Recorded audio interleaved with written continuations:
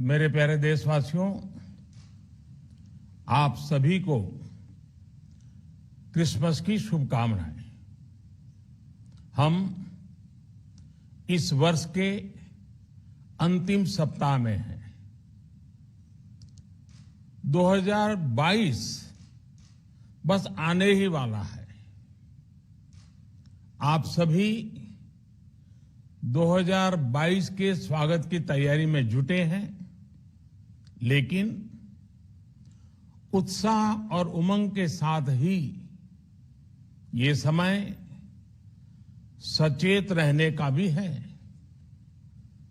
आज दुनिया के कई देशों में कोरोना के नए वेरिएंट ओमिक्रॉन की वजह से संक्रमण बढ़ रहा है।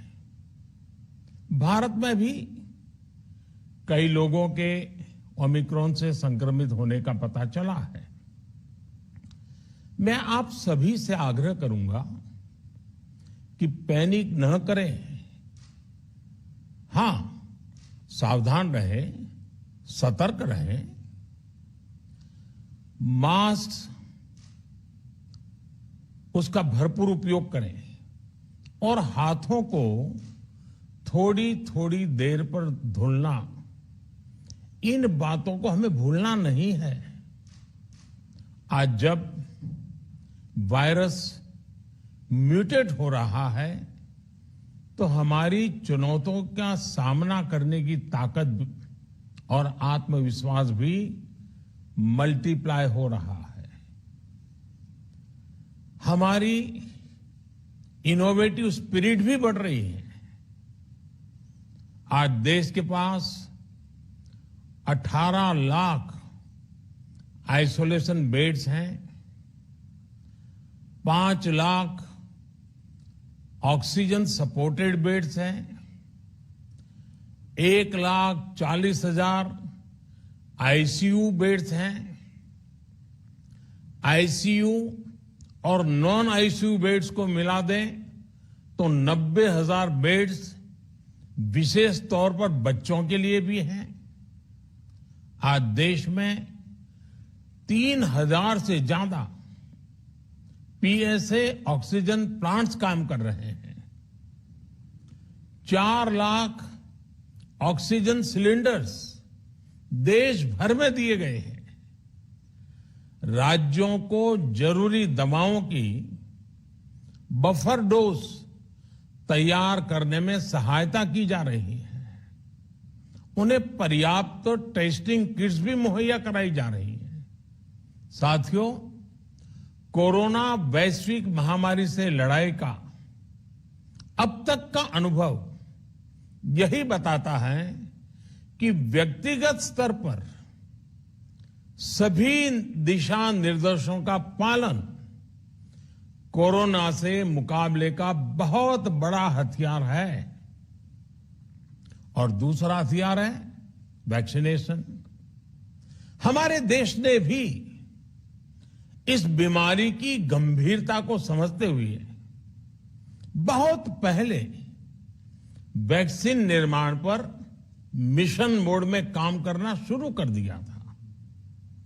वैक्सीन पर रिसर्च के साथ साथ ही approval processes, supply chain, distribution, training, IT support system, certification पर भी हमने निरंतर काम किया।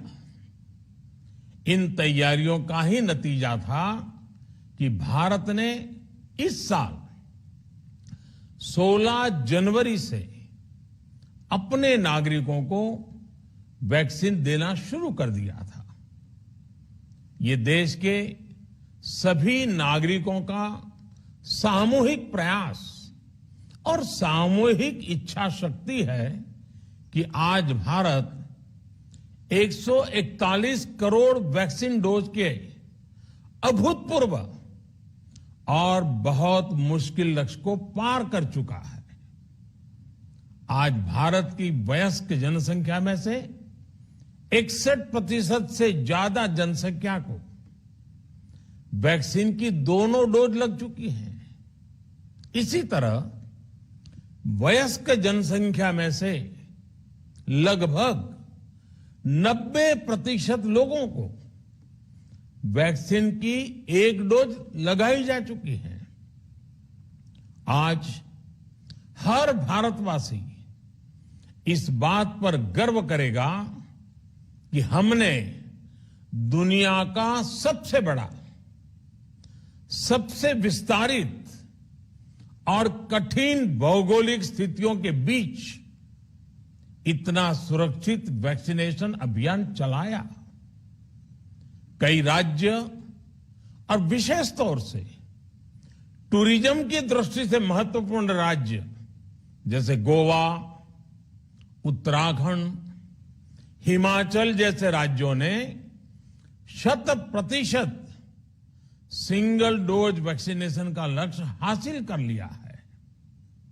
आज देश के दूर सुदूर गांवों में जब 100% वैक्सीनेशन की खबरें आती हैं तो मन को संतोष होता है।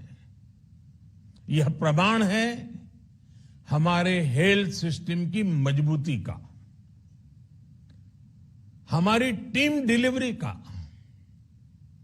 हमारे हेल्थ केयर वर्कर्स के डेडिकेशन और कमिटमेंट का, और देश के सामान्य मानवी के अनुशासन और विज्ञान में उनके विश्वास का। हमारे देश में जल्दी ही नेजल वैक्सीन और दुनिया की पहली डीएनए वैक्सीन भी शुरू होगी। साथियों, कोरोना के खिलाफ भारत की लड़ाई शुरू से ही वैज्ञानिक सिद्धांतों, वैज्ञानिक परामर्श और वैज्ञानिक पद्धति पर आधारित रही है। पिछले 11 महीने से देश में वैक्सीनेशन अभियान चल रहा है। देशवासी इसके लाभ भी महसूस कर रहे हैं। उनकी रोजमर्रा की जिंदगी सामान्य हो रही है।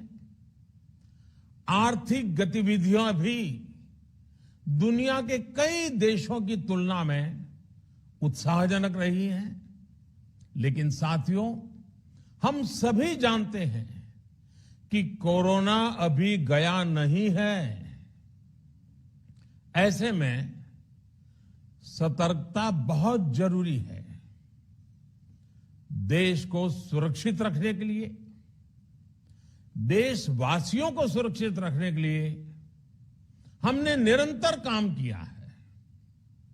जब वैक्सीनेशन शुरू हुआ तो उसमें भी वैज्ञानिक सुझावों के आधार पर ही ये तय किया गया कि पहली डोज किसे देना शुरू किया जाए, पहली और दूसरी डोज में कितना अंतराल हो, स्वस्थ लोगों को कब वैक्सीन लगे, जिन्हें कोरोना हो चुका है उन्हें कब वैक्सीन लगे, और जो कोमॉर्बिडिटी से ग्रस्त हैं उन्हें कब वैक्सीन लगे।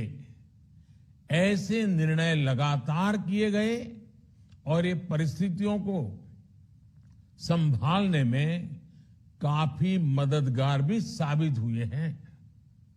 भारत ने अपनी स्थिति परिस्थिति के अनुसार भारत के वैज्ञानिकों के सुझाव पर ही अपने निर्णय लिए हैं।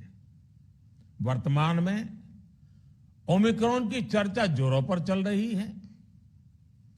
विश्व में इसके अनुभव भी अलग अलग है, अनुमान भी अलग अलग है।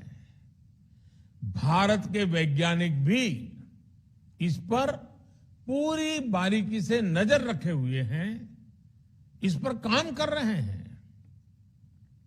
हमारे वैक्सीनेशन को आज जब 11 महीने पूरे हो चुके हैं तो सारी चीजों का वैज्ञानिकों ने जो अध्ययन किया है और विश्व भर के अनुभवों को देखते हुए आज कुछ निर्णय लिए गए हैं।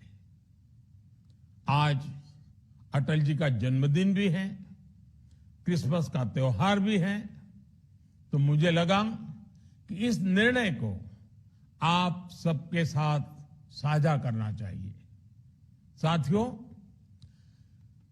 15 साल से 18 साल की आयु के बीच के जो बच्चे हैं, अब उनके लिए देश में वैक्सीनेशन प्रारंभ होगा।